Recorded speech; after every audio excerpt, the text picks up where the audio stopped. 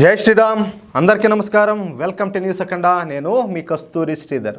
Honey trap అంటే తెలుసా మీకా? Honey trap అంటే అసలు ఎట్టుంటుందా? ఈ న్యూస్లో చెప్తా చూడండి. అమ్మాయిలను ఉపయోగించి మగవాళ్ళను ట్రాప్ చేయడమే ఈ హనీ ట్రాప్. అర్థమవుతుందా? అంటే శాప గద ఏరేస్తారు చూడు, గాలానికి తగిలిచ్చి ఆ మాదిరిగా ఒక అమ్మాయిని అడ్డం పెట్టుకొని ఒక మగోడి మీద కుదిలిపెట్టి ఇంకా తర్వాత జరిగేటి తంతనాలు మంతనాలు అన్నీ కూడా జరుగుతాయన్నమాట. అది దానికి సంబంధించి దాన్ని హనీ ట్రాప్ అంటారు. ఈ హనీ ట్రాప్ అనేది పూర్వకాలం నుంచి, అంటే ఇప్పుడేదో కొత్తగా వచ్చింది కాదు, పూర్వకాలం నుంచి ఈ రోజు వరకు కూడా నడుస్తూనే ఉండాలి.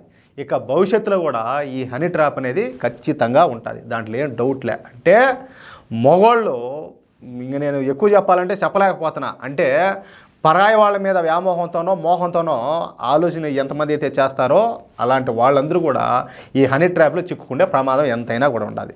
అయితే ఈ హనీ ట్రాప్లో కొత్త రకమైన విధానాలను వాళ్ళందరూ కూడా అనుసరిస్తూ ఉన్నారు. అందులో ఒక విధానమే నేను ఇప్పుడు చెప్పబోయే హనీ ట్రాప్.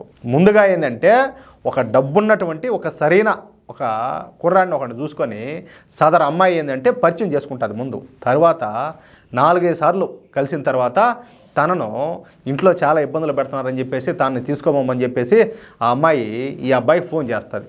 అర్థమవుతుంది కదా? తర్వాత ఏంటంటే ఆ అబ్బాయితో శారీరక సంబంధం పెట్టుకొని ఆ తర్వాత అతన్ని డబ్బు కోసం బేరిస్తూ ఉంటుంది. ఇదొక కొత్త రకమైనటువంటి హనీ ట్రాప్. గతంలో మనం చాలాసార్లు చూసినాం. చివరికి ఏంటంటే మన దౌర్భాగ్యం కొద్దీ కొంతమంది ఆర్మీ అధికారులు కూడా, కొంతమంది సైనికులు కూడా ఈ హనీ ట్రాప్ వల్ల చిక్కుంటూ ఉంటారు. అలాగే ఏంటంటే కొంతమంది రాజకీయ నాయకులు, సెలబ్రిటీలు, చెప్పాలంటే చాలామంది అన్నమాట. ఇప్పుడు ఇది ఇంకొక రకం. ఇలాంటి సంఘటన ఇప్పుడు ఒకటి వెలుగులోకి వచ్చింది. ఫరీదాబాద్. ఈ ఫరీదాబాద్ అనేది హర్యానాలోని ఒక నగరం. ఈ ఫరీదాబాద్లో ఒక పెద్ద హనీ ట్రాప్ గ్యాంగ్ ఉండదు. గ్యాంగ్ అంటే ఈ హనీ ట్రాప్ చేయడానికిగా ఒక గ్యాంగ్ ఏర్పడింది చూడండి. ఆ గ్యాంగ్లో సభ్యుల పేర్లు ఏందయ్యా అంటే సానియా, ఇర్ఫాను, రహీషు, ఫరీదు, రేష్మా, వీళ్ళ పేర్లు అనమాట. ఇక ఈ సానియా ముందుగా ఏంటంటే ఆరిఫ్ అనే ఒక యువకుడిని పరిచయం చేసుకునేది.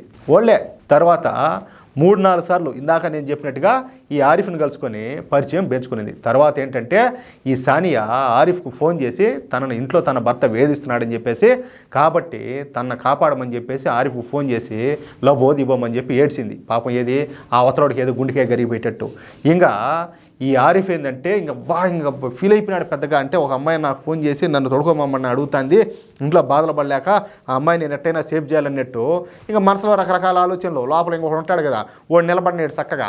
వాడేం చేసినాడు, పెద్ద పోటుగాడి మాదిరా, అంటే నాకంటే పోటుగాడు లేడన్నట్టు ఆ సానియా ఇంటికి పోయి, సానియాకు భర్త కానీ భర్త, మీకు అర్థమవుతుంది ఈ పాయింట్, వాడు భర్త కాదు, ఇదంతా డూప్ అనమాట, ట్రాప్. ఆ భర్త కానీ భర్తతో గొడవ పెట్టుకొని ఈ సానియాని తీసుకొని బయటకు వచ్చినాడు.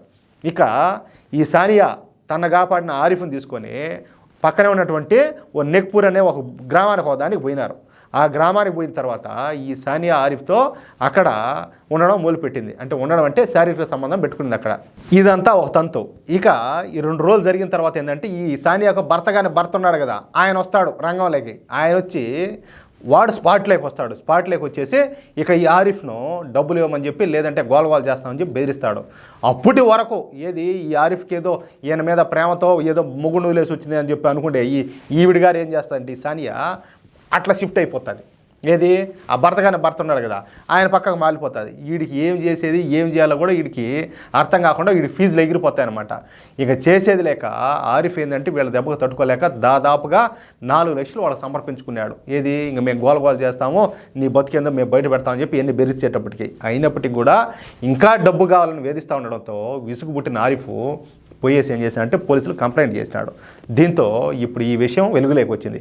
ఈ కేసు విచారణ సందర్భంగా ఈ సానియా మాట్లాడుతా ఈ విధంగా ఇప్పటి వరకు 11 మందిని ఇదే విధంగా హనీ ట్రాప్ చేసి మోసం చేసినామని చెప్పి చెప్పడంతో షాక్ అవ్వడం పోలీసులు వంతు అయిపోయింది. అర్థమవుతుంది మీకు? దీంతో ప్రజలకు ఈ హనీ ట్రాప్ గురించి అవగాహన కల్పించేందుకు హర్యానా పోలీసులు పెద్ద ఎత్తున ప్రకటనలు ప్రచారం చేస్తూ ఉన్నారు.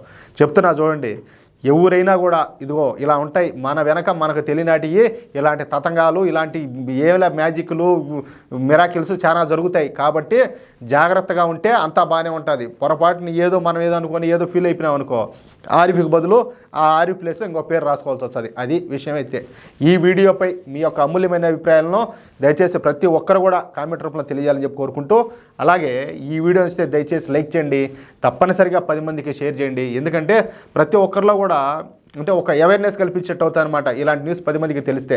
అలాగే ఏంటంటే ఇలాంటి హనీ ట్రాప్ గ్యాంగులకు వాళ్ళ ఆట మనం కట్టించినట్టు అవుతుంది. అలాగే ఇంతవరకు మీరు మన ఛానల్ సబ్స్క్రైబ్ చేసుకోకపోతే దయచేసి ప్రతి ఒక్కరు కూడా మన న్యూస్ అఖండ ఛానల్ సబ్స్క్రైబ్ చేసుకోండి. ప్రతి వీడియోకి సంబంధించిన నోటిఫికేషన్ ఎప్పటికప్పుడు పొందడం కోసం తప్పనిసరిగా బెల్ సింబల్ అయితే క్లిక్ చేయండి. ప్లీజ్ సపోర్ట్ చేయండి. జై శ్రీరామ్.